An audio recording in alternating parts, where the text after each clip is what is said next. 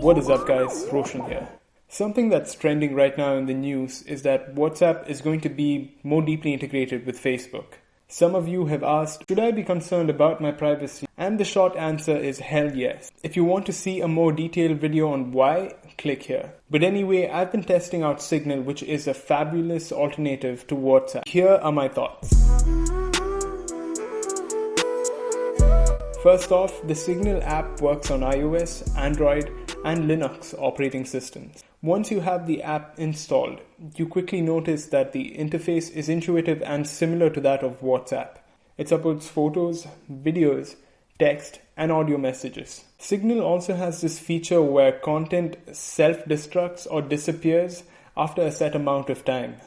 But obviously there are limitations. A recipient can take a screenshot of the message before it disappears. That said, I still do think it's a great feature when you're sending sensitive information. You can control how long a message stays in the chat, so the smaller the window of time, the less likely it is that someone can save it or take a screenshot of it. Alright, let's now talk about the encryption protocol. Signal uses an open source end-to-end encryption protocol. So if you want to see the documentation of the code, or even make suggestions or submit changes to the code, you can go ahead and do so. I'll leave a link to it in the description.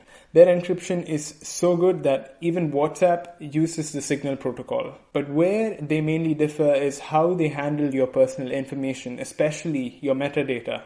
Metadata is a broad term used by companies that collect data from their customers. The problem with metadata is 1, we don't know what they collect exactly. And 2, metadata can often reveal enough information to perform correlation techniques and track users. For example, they will know that you spoke to your doctor from wherever you were at 4 p.m. in the evening for 20 minutes. But they won't know what you talked about. Whereas Signal, on the other hand, is very transparent and states that the metadata that they collect is just the last time that the user was online.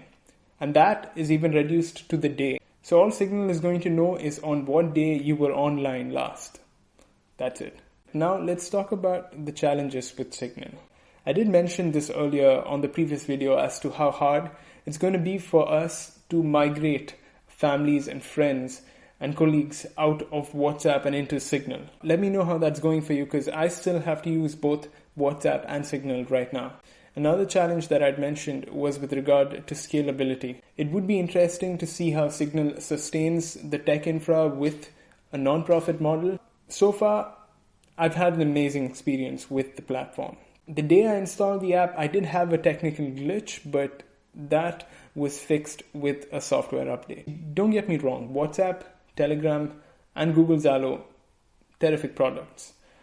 But the question that you have to ask yourself is, would you trust their governance in the context of privacy? The whole Facebook ecosystem is based on a data aggregation model. It's a system designed to know everything about us, what we think, what we share, what we say, and these are then used to create super elaborate profiles, which are then sold to surveillance programs or advertisers to target and mass manipulate citizens. On the bright side, we have this alternative called Signal. And what I love about Marlin and his team is how they've developed tech in such a way that they themselves cannot see what we talk about, and neither can they see who we talk with.